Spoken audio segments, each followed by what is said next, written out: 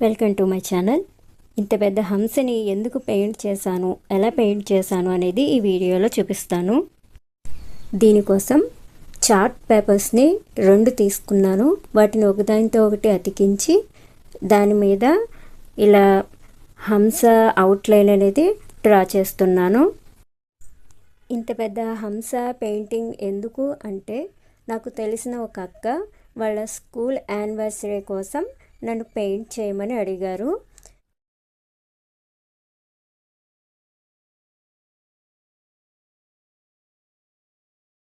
Outline అనేది complete అయ్యింది.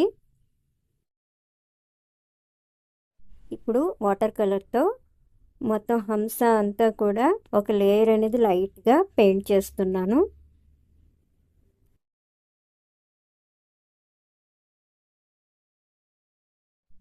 First వేసిన లేయర్ అంతా డ్రై అయిన తర్వాత మళ్ళీ దాని మీద ఇంకొకసారి పెయింట్ చేస్తున్నాను.